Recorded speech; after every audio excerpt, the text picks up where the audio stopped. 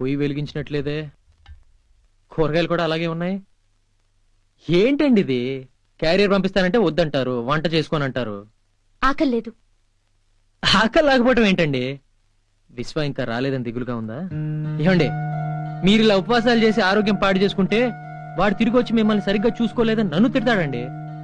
ఆడి గురించి అంత వరి కాకండి, వాడు తప్పకుండా తిరిగి వస్తాడు.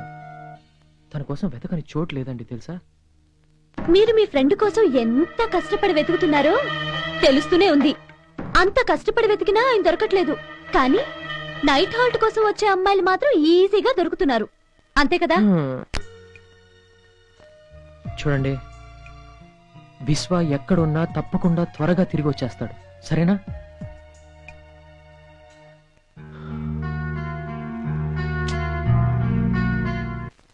అక్క, కాశీ బాబా టిఫిన్ పంపాడు. ఒరే, నువ్వు వెళ్ళి ప్లేట్ దారా.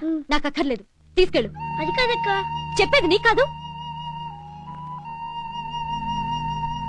ఏటి తిండి తినకుండా ఎన్ని రోజులుంటావు? ఆడు సెడ్డోడే కాని ఆడు పంపిన టిఫిన్ సెడ్డది కాదు కదా. కొంచెం ఎంగిలిపడు దా. వద్దంటే ఎట్టాగా? చూడు, కాశీ సెడ్డోడే కాని ఇప్పుడు కాదు. నువ్విక్కడికి వచ్చిన తర్వాత ఆడొక్క రాత్రన్నా నిద్రపోయెరగడు. నిన్ను విశ్వాన్ని కలపడానికి ఆడెంత కష్టపడుతున్నాడో నీకు తెలీదు. ఆడి కోసం కాదు, నీకోసం తిను. అక్క. ఏం పిల్ల, నువ్వు నాకన్నా మొండిదానిలా ఉన్నావే. ఇదిగో, నువ్వు కూడు తిన్నంటే నోరు మూసుకుని వెళ్ళిపోతాననుకున్నావో ఏవో. అట్లాంటి పప్పులేం ఉడకవు, 4 బాది మరీ తినిపిస్తా. ఏమనుకున్నావో? ఇదిగో తిను. నువ్వెప్పుడూ ఇలా నవ్వుతూనే ఉండాలి. కాశీ, పంజగుట్ట సెంటర్లో రౌడీలు ఎవరినో చంపేశారంట. మన విశ్వ ఏమోని అనుమానంగా ఉంది.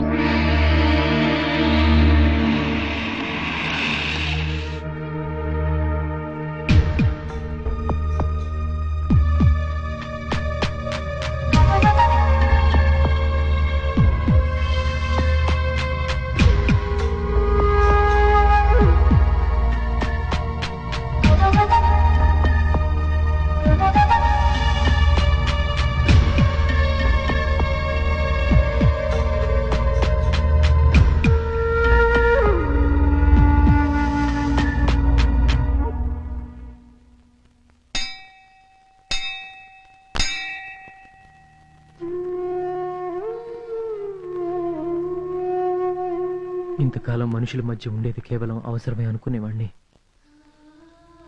కానీ విశ్వ కోసం తప్పించిపోతున్న గాయత్రిని చూస్తుంటే నాకు ఇప్పుడిప్పుడే తెలుస్తుంది, ఆ అవసరాన్ని మించి ఇంకా ఏదో ఉందని.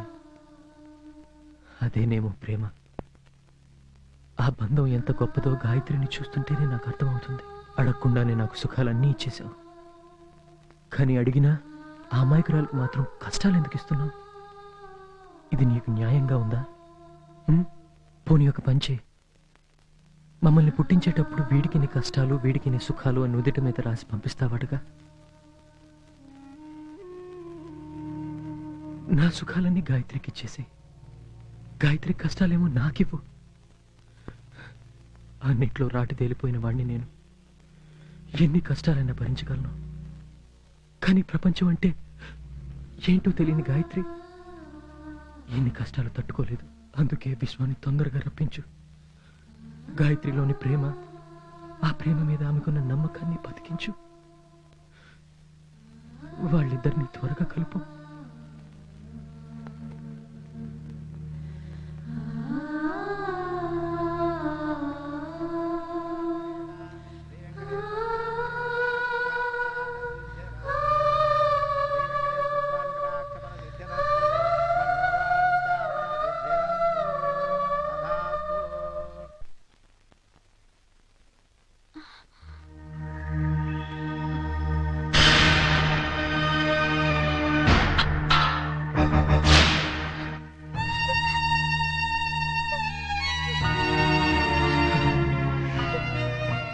ఏమండి, విశ్వ కనపట్లేదని ఊర్లో ఉన్న పోలీస్ స్టేషన్స్ అన్నిట్లో కంప్లైంట్ చేశాను. అంతేకాదండి, ఇప్పటి వరకు ఏ దేవుడికి మొక్కను నేను. వాడు క్షేమంగా తిరిగి రావాలని మొట్టమొదటిసారిగా గుడికి వెళ్ళి. ఆపండి, మీ అబద్ధాలకి ఆ దేవుడు కూడా ఎందుకులేండి. నాకు తెలుసు ఆయన ఇంకా రారు. మీకెలా తెలుసు? తెలుసు, మీరు ఆయన ఎక్కడో దాచుంటారు లేదా చంపేసుంటారు. మీకు కావాల్సింది నా శరీరమేగా. మీరెన్ని నాటకాలాడినా కుట్రలు చేసినా నా కంటల్లో ప్రాణం ఉండగా అది మీకు దక్కదు.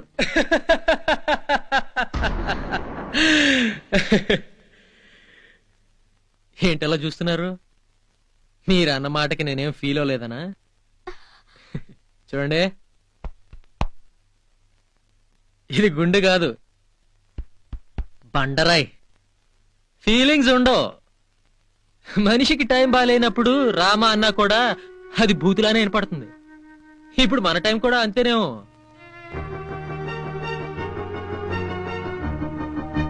అవును, ఇప్పుడు ఏమన్నారు? నా ఫ్రెండ్ని చంపి నేను మిమ్మల్ని ఏ?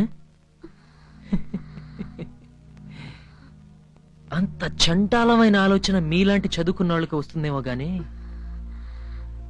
నాకు మాత్రం ఒకటే తెలుసండి. నచ్చిన అమ్మాయిని రామ్మా చిలకమ్మ అని అడుగుతాను, హదా గోరింకా అందనుకోండి, 5 నిమిషాల్లో పికప్, అరగంటలో pack up, matter finish, chapter close. అది మన క్యారెక్టర్. మీరు నా ఇంట్లోంచి వెళ్ళిపోవాలనుకుంటే నాకేం అభ్యంతరం లేదు. కానీ నాకు 2 రోజులు టైం ఇవ్వండి. విశ్వతో తప్పకుండా తిరిగి వస్తాను. ఆ తర్వాత మీ ఇష్టం.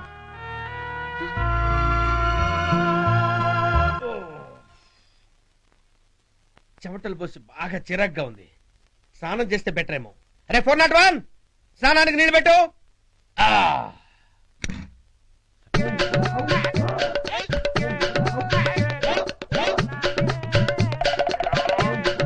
అబ్బా, ఈ మీసం ఒకటి చిరాగ్గా ఉంటుంది. రేయ్, స్నానానికి నీళ్ళు పెట్టావా? Ready sir.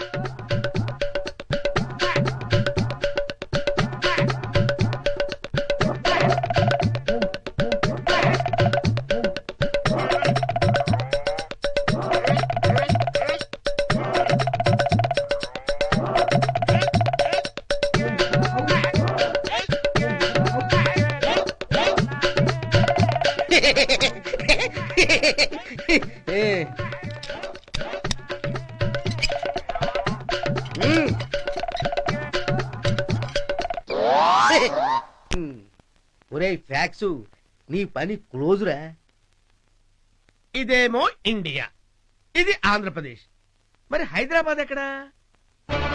అది ఎక్కడుందో నీకు నేను చెప్తాను రా. రేయ్, నేను స్నానానికి వెళ్ళగానే నా డ్రెస్ వేసుకుని నన్నే మోసం చేద్దాం అనుకున్నావురా? రేయ్ 2319, నువ్వు డ్యూటీ చేస్తున్నావా, గాడిదలు కాస్తున్నావురా? వాడిని లోపల నుంచి బయటకు ఎందుకు రానిచ్చావు? మర్యాదగా వాడి బట్టలు పిచ్చేసి లోపల దోసే.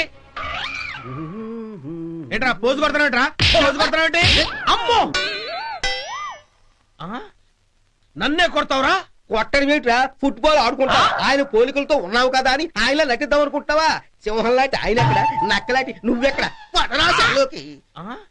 నా పక్కనే ఉంటూ నన్నే వెన్నుపోటు పొడుస్తావురా? ఏంటయ్యా, ఏంటి మీ గొడవ? సార్, ఈ బ్రోకర్ బ్రహ్మంగాడు ఇందాక నుంచి వాడే ఫ్యాక్స్ పాపర్ అని తెగ బిల్డపిస్తున్నాడు సార్. సార్, వాడి మాటలు నమ్మకండి సార్.